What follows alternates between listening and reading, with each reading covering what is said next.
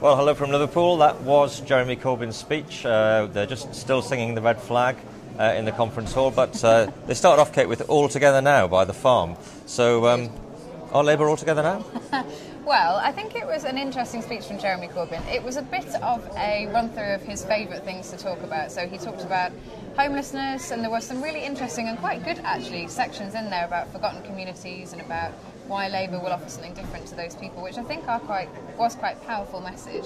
But then there was all the kind of old school stuff that he said before, and the message on Brexit, and lots of foreign policy. Lots of bits of foreign policy where the party is still really divided. And of course, not very many moderates in the room today. The Shadow Cabinet up on the stage, but no, they not stayed very away, many didn't they? of the rest of the MPs. So let's talk about Brexit. I mean, one of the two issues that have dominated this conference, really, Brexit and anti-Semitism. On Brexit, interesting that he didn't use the phrase second referendum at all. He didn't use the phrase people's vote. When he talked about the need to have a general election if the Tories can't get a deal.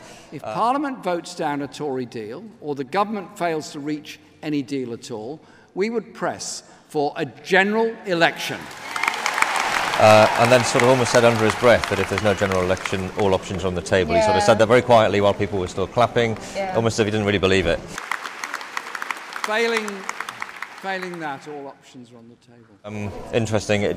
He joked that Keir Starmer got an agreement in the conference hall yesterday, but the idea of a general election, it's not going to please Brenda from Bristol, is it? Yeah, they did. Absolutely loved it. So they went completely nuts for it. Standing ovation, everybody on their feet, really, really, really into this idea of a general election. And you're right about his key line that obviously Keir Starmer would have been really pleased was included.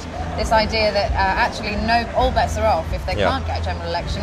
He kind of whispered it, and you could blink and you missed it, really, which is quite clever because obviously Jeremy Corbyn and Keir Starmer are not in the same place on Brexit. No.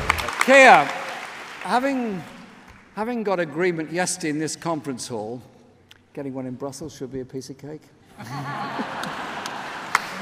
And he certainly didn't say Remain will be an option, did he? Definitely didn't. Is there anybody outside this room that would be clapping at the idea of a general election there, do you think? I think probably not, and a lot of people in the media centre are not clapping at all. No, quite.